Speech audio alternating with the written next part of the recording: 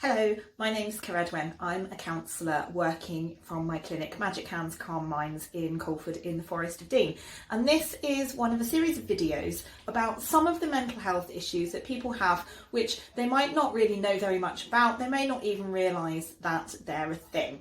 Today I'm going to talk about rumination. Now, rumination is that thing when the voice in your head is going round and round again, what if, or why did I do that? Should I have done that right? Playing conversations over in your head. Did I get them right? Should I have said something else? Oh, I should have said that amazingly witty and clever thing, and I didn't. And oh no, this is terrible. Now, that is, to a certain extent, a helpful thing to do, because if you have done something and it hasn't gone terribly well, then going over it in your mind allows you to identify what you could have done differently and how you want to behave in the future. That's not rumination. Rumination is when it becomes destructive. Principally, you're worrying about something that you can't fix. So you might be worrying about something that hasn't happened yet and that might never happen, or you might be worrying about something that happened 5 years ago.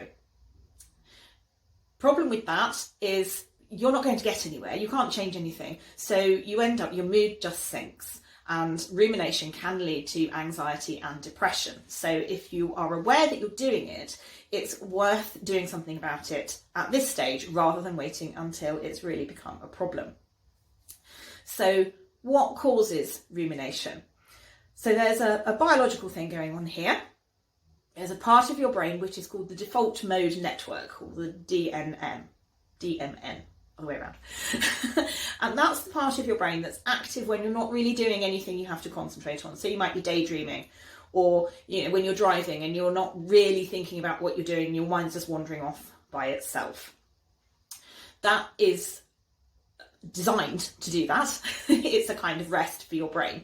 But because that bit of the brain gets active, if it hasn't got anything else to do, it will start worrying. The frontal lobe, the bit of your brain here, also likes to understand what's happening. It's very logical and rational. So when something's happening that's a bit weird, it doesn't quite get it, it's going to go, what's going on here? And we struggle to understand what's going on. And this is why we find ourselves thinking, why am I doing this? Why have I done that? Why did I say that? And also we're taught to ask why. When you were little, if you told your mother that you were bored or miserable or angry, she quite likely said, why? What's the matter? And you might have gone, dunno, I just am.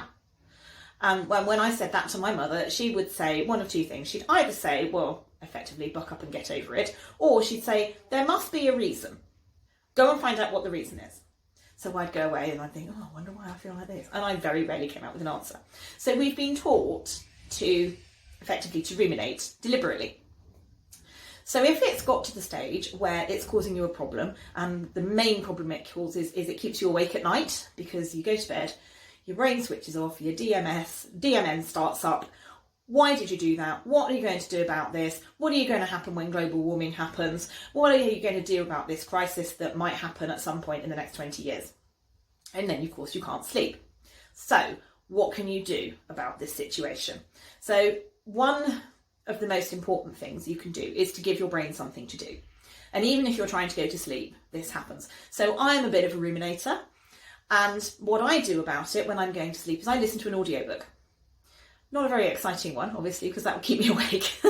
But one either I've read many, many times, or which is specifically designed to send you to sleep. And if you look on YouTube, there are loads and loads of sleep stories which are designed for you to listen to and just gently drift off to sleep. They just give your mind enough to do to stop the default mode network kicking in and to stop you ruminating. If it's during the day, then the first thing again you can do is distract yourself. So the DMN is still kicking in, but you can now do something deliberate to stop it because you're awake and you're acting around in the course of the day. So you can either concentrate on a task, or you can do some mindfulness, which is when you concentrate on something specific. And it can be absolutely anything. You can be mindful about washing up. You just have to think about what you're doing and use as many of your senses as possible. So think about the feel of the dishes in your hands, think about the smell of the washing up liquid, think about the sound of the water splashing. That's a very good form of mindfulness, and it will stop the rumination. Another thing you can do is to set aside a specific worry time. And this sounds a bit counterintuitive, but it really, really works. So by telling yourself, worry time is at whatever time, 4 o'clock. If you start worrying about something at some other time, you can go, no, we worry about that at 4 o'clock. When 4 o'clock comes, now is your worry time. You set a timer for 15 minutes and you use that time to think about all the things that are bothering you. And the first thing you do is you sort them into categories. So there's a category you can do something about, and there's the category that you cannot affect. So if you then look at the things that you can affect, pick one. What am I going to do to solve this problem that's causing me to worry? Quite often, what you actually find is that when it comes to worry time, you can't remember what you were going to worry about. So that's even better. If you've forgotten, fine, you don't need worry time, go and do something more fun. And then also you have the option of acknowledging your feelings. So rumination can be a kind of coping strategy. If something's happened or is likely to happen that is worrying you, that's an unpleasant feeling. So your brain brings in thinking instead of feeling. And we think about what we're doing or what might happen instead of feeling how we feel about it. And of course that sometimes leads to unpleasant feelings, but that's basically what's going on. By acknowledging those feelings, they become less of a thing. If you imagine trying to hold a beach ball under the water, you would press it down really, really hard, but the minute you relaxed even slightly, it would bounce back up. And that's what happens with your emotions. Keeping them repressed takes effort, continual effort. And the moment you relax, they bounce up. And, if you've ever done this with a beach ball, you'll know it probably bounced up and hit you in the face. And that's what happens with your emotions.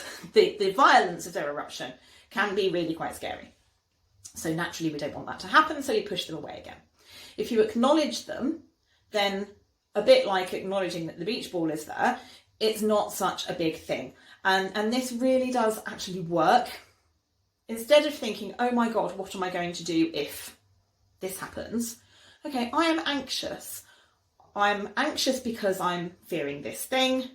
That thing is a problem, is not a problem. I can fix it, I can't fix it. It's okay that I'm anxious, but I don't need to be. And that thought process can actually reduce the level of anxiety you're feeling.